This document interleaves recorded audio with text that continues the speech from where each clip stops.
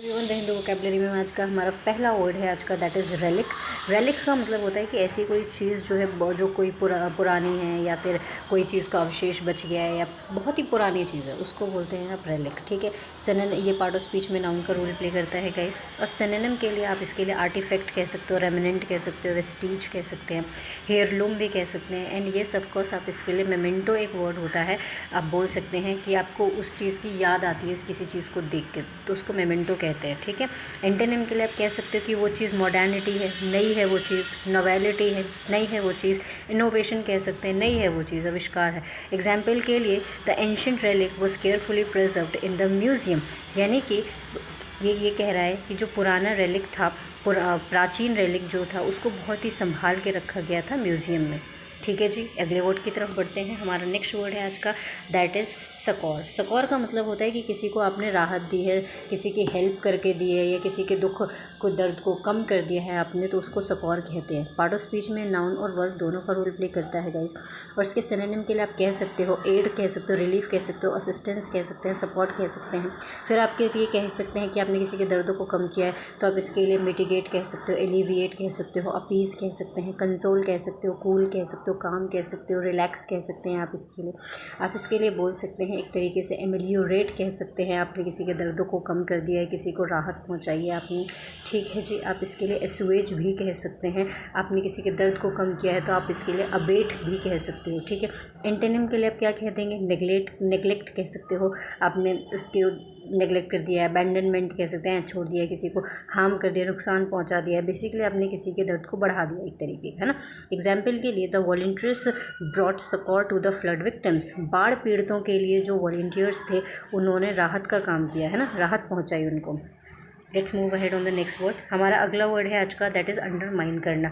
Undermine का मतलब होता है कि किसी चीज़ को आप कमज़ोर कर रहे हो, एक तरीके से घटा रहे हो किसी को। अब वो कोई विश्वास भी हो सकता है, किसी का कोई भी चीज़ हो सकती है, बेसिकली आप उसको कमज़ोर करने की कोशिश करो, क्षीण करने की कोशिश करो।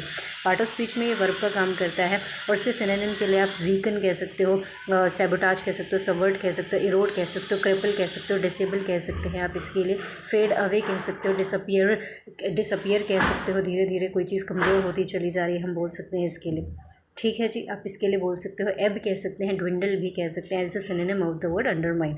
इसके एंटोनिम के लिए हम कह सकते हैं कि अगर अंडरमाइन का मतलब होता है कि आप किसी चीज़ को कमज़ोर कर रहे हैं गाइस, तो एंटोनिम का मतलब क्या हो गया, आप उसे मजबूती प्रदान कर रहे हैं, स्ट्रेंथन कर रहे हैं, सपोर्ट कर रहे हैं, रीइंफोर्स कर रहे हैं, बोल्स्टर कर रहे हैं। आप इसके लिए बोल सकते हैं एक तरीके से आप होल्ड कह सकते हैं, एंकर कह सकते हैं, आप इसके लिए बटरेस कह सकते हैं, कुशन कह सकते हैं आप इसके लिए। ओके जी। एग्जाम्पल के लिए constant criticism began to undermine her confidence. लगातार जो क्रिटिसिज्म मिल रहा था उसको, उसकी वजह से जो उसका कॉन्फिडेंस लेवल है वो कम होने लग गया। ठीक है। हमारा अगला वर्ड है आज का, दैट इज़ ओब्लिवियन। ओब्लिवियन का मतलब होता है अनभिज्ञ हैं आप किसी चीज़ से, आपको कोई चीज़ पता नहीं है, या फिर आप भूल गए हैं, या फिर आपको किसी ने अंधेरे में रखा हुआ है, so that is oblivion. Okay. इसके लिए ये पार्ट ऑफ स्पीच में नाउन का रोल प्ले करता है। और इसके सिनोनिम के लिए हम कह सकते हैं कि कोई चीज़ फॉरगॉटफुलनेस कह सकते हैं, यानी कि भूल गए हैं आप चीज़, ऑब्सक्योर है वो चीज़, अनक्लियर है, आपको पता नहीं थी, एमनीशिया है, भूल गए हैं आप। वॉइड कह सकते हैं इसके लिए, आपने वॉइड कर दिया उस चीज़ को, है ना, हटा दिया, इसलिए आपको नहीं पता थी वो चीज़। ओके। एंटोनिम के लिए आप कह सकते हैं आपको याद है।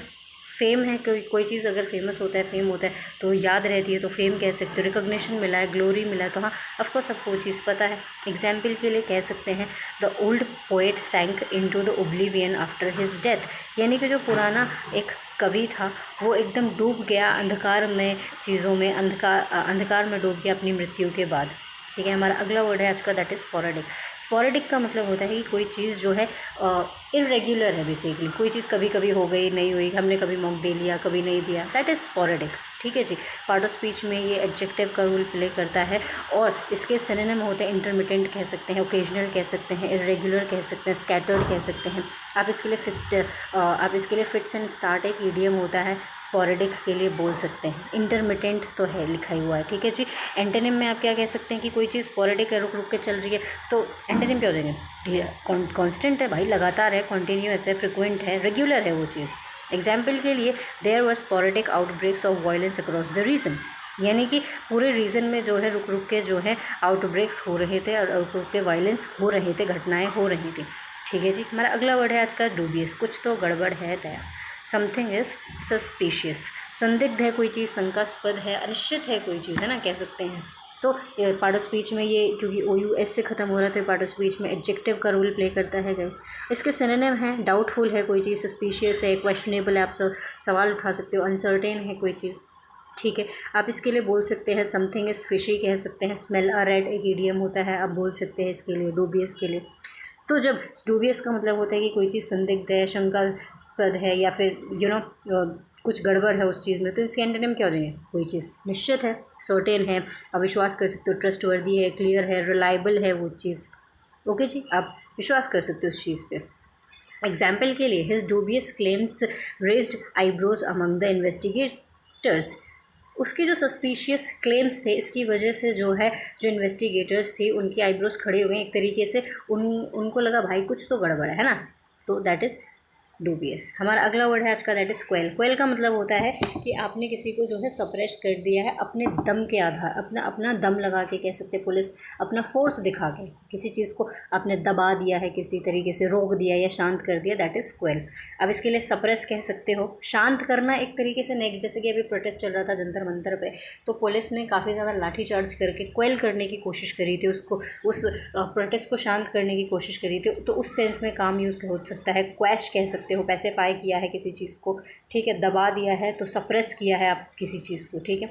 एंटोनिम क्या हो जाएंगे? आपने किसी चीज़ को भड़का दिया है, प्रोवोक कर दिया, एजिटेट कर दिया, स्टीयर कर दिया, that is quell, okay. Example के लिए, the leader worked to quell the growing unrest. बढ़ते हुए अनरेस्ट को रोकने के लिए जो नेता था, जो लीडर था, उसने उस चीज़ को, उस ग्रोइंग अनरेस्ट को दबाने की कोशिश करी, ये शांत करने की कोशिश करी, ठीक है। हमारा अगला वर्ड है आज का, that is ferocity. Ferocity ITY से ख़त्म हो रहा है, नाउन है पार्ट ऑफ स्पीच में, और इसका मतलब होता है कि बहुत ही उग्रता से, बहुत ही हिंसात्मक तरीके से एक तरीके से काम करना, क्रूरता के साथ काम करना, बैरबेरिटी दिखाना बेसिकली, ठीक है। सो इसके पार्ट ऑफ स्पीच में ये ITY से ख़त्म हो रहा है, नाउन है, मैंने बता दिया। सिनोनिम के लिए आप कह सकते हो सेवेजरी कह सकते हो, ब्रूटैलिटी कह सकते हो, बैरबेरिटी बोल सकते हैं, जैसा कि मैंने बोला है। फियर्सनेस कह सकते हो, इंटेंसिटी के साथ बहुत ही ज़्यादा, है ना। इसके एंटोनिम क्या हो जाएंगे? आप बहुत ही कूल तरीके से, जेंटल तरीके से, बहुत ही अच्छे तरीके से बिहेव कर रहे हो, तो जेंटलनेस कह सकते हो, माइल्डनेस कह सकते हो, टेंडरनेस कह सकते हो, काम तरीके से काम कर रहे हो। एग्जाम्पल के लिए, the storm attacked the coast with terrifying ferocity. जो स्टॉर्म आया उसने अटैक किया पूरी कोस्ट लाइन को, जो है बहुत ही उग्रता के साथ, बहुत ही हिंसात्मक तरीके से किया, ओके जी। हमारा अगला वर्ड है आज का, दैट इज़ क्रैकडाउन। क्रैकडाउन का मतलब होता है बहुत ही कठोर कार्रवाई करी है, और इस क्रैकडाउन का जो सिनोनिम है वो क्वेल हो सकता है, ठीक है, जो हमने पहले किया है, तो आप क्रैकडाउन का सिनोनिम क्वेल कर सकते हैं, ठीक है। बहुत ही दमन कर दिया किसी चीज़ को, दबाने के लिए, पार्ट ऑफ स्पीच में नाउन का रोल प्ले करता है। सिनोनिम इसके क्लैम्प डाउन होते हैं, सप्रेशन होता है, रिप्रेशन होता है, क्वैश हो सकता है, क्वेल हो सकता है, जैसे कि मैंने बताया, ठीक है, किसी को दबाने की कोशिश करना बेसिकली, ओके।